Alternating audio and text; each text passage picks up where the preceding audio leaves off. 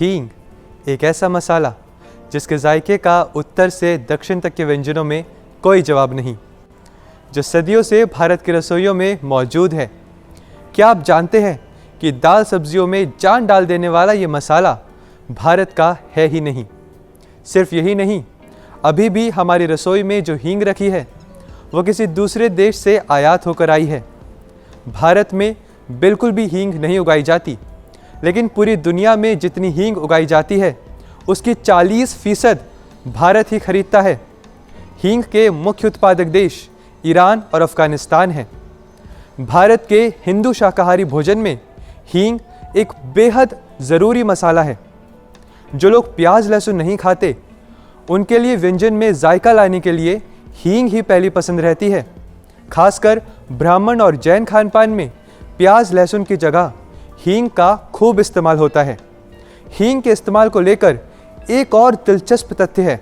कश्मीरी पंडित जिनके पारंपरिक व्यंजन खूब पसंद किए जाते हैं, वे लोग वैसे तो मांसाहारी भोजन भी खाते हैं, लेकिन उनके खानपान में प्याज लहसुन नहीं खाया जाता। इसलिए वे लोग अपने व्यंजन में हींग का इस्तेमाल करते हैं। तभी रोगन जोश जैसे मशहूर कश्मीरी व्यंजन का एक मुख्य मसाला हींग ही है। आमतौर पर भारत में प्रयोग होने वाले लगभग सभी मसालों में औषधीय गुण जरूर पाए जाते हैं। स्वास्थ्य के लिए हींग के भी कई गुण बताए गए हैं। मुख्य रूप से भारत में हींग चटपटे और मसालेदार खाने को पचाने में मददगार मानी जाती है। इसके कई और गुण भी हैं। हींग अस्थमा, पथरी, ब्रोंकाइटिस, ब्लड प्रेशर जैसी कई समस्याओं में आराम दिलाने वाली चीज़ है। घरेलू नुस्खों के तौर पर दांत और पेट के अलावा कई तरह से राहत दिलाने के लिए भी हींग का इस्तेमाल सदियों से होता रहा है।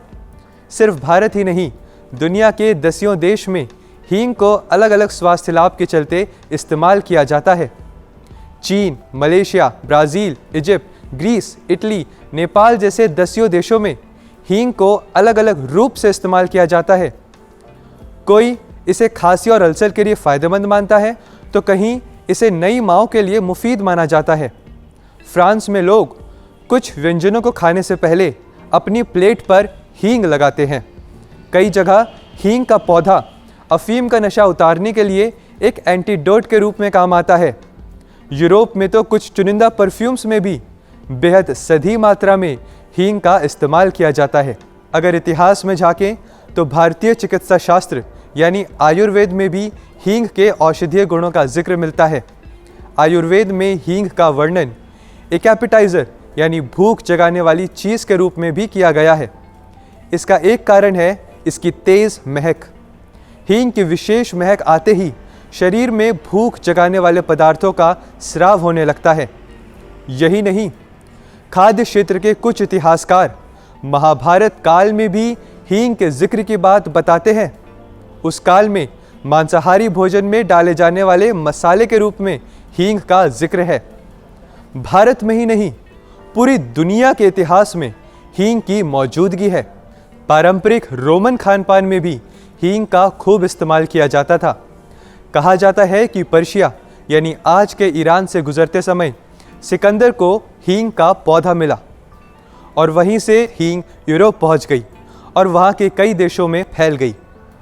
बेशकीमती केसर की ही तरह पूरी दुनिया में हींग के प्रसार में सिकंदर की बड़ी भूमिका मानी जा सकती है। इसी तरह यहूदियों के ऐतिहासिक दस्तावेज़ों में भी हींग का जिक्र मिलता है।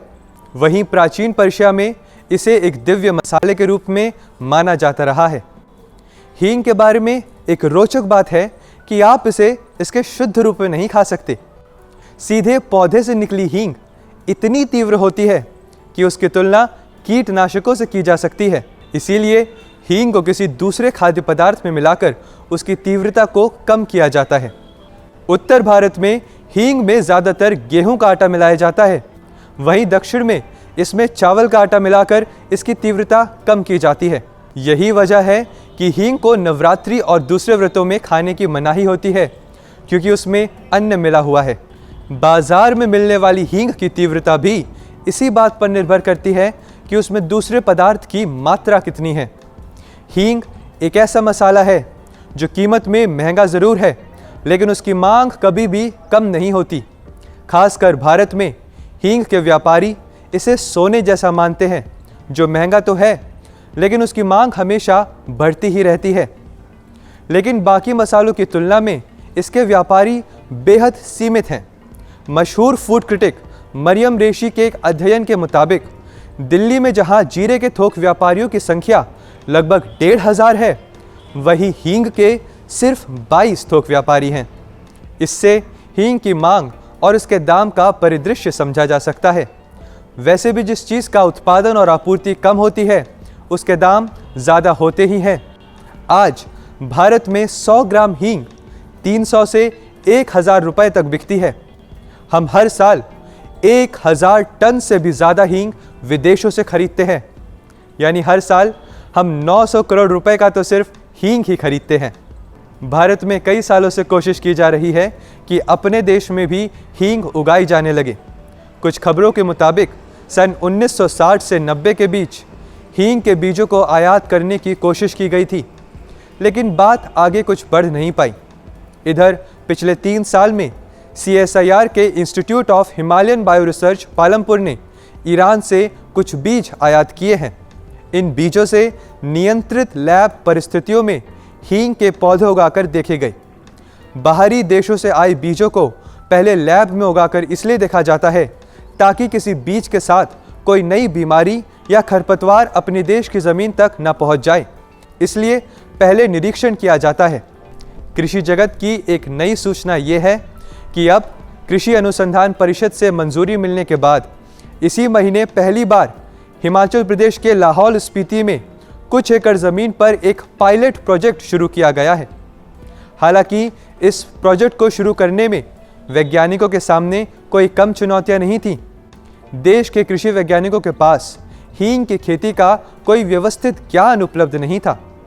कई शोध अध्ययन किए गए और इसके बाद भारतीय परिस्थितियों में इसकी खेती के तरीके निकाले गए हैं, लेकिन अभी भी काफ़ी काम होना बाकी है।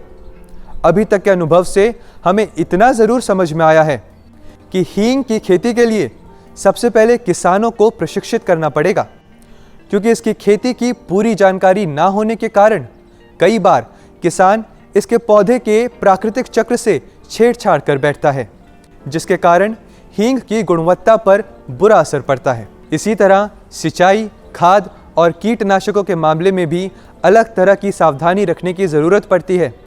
यानी वैज्ञानिकों के सामने कई बड़ी चुनौतियां अभी भी हैं।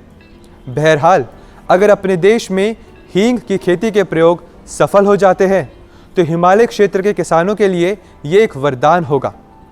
बर्फीले पहाड़ी क्षेत्र के किसानों के लिए हींग की खेती एक उम्दा विकल्प बन सकती है, बशर्ते सरकार इस ओर पूरा जोर लगा दे। जहां तक खेती की कीमत और खपत की बात है, तो हमारा घरेलू बाजार ही इस मामले में सक्षम है। नए कृषि उत्पाद की खेती से नीति निर्माताओं का वह लक्ष्य भी सधेगा जिसके तहत किसानों को पारंपरिक फसलों से निकालकर वैकल्पिक खेती की तरफ मोड़ने की बात कही जाती है। उम्मीद है हींग की ये दिलचस्प जानकारी आपके लिए भी रोचक रही होगी। इसी तरह के एपिसोड देखने के लिए न्यूज़ फ्रंट को सब्सक्राइब करें। इस सीरीज़ के अगले एपिसोड में हम एक नई फूड स्टोरी के संग दोबारा लौटेंगे। धन्यवाद।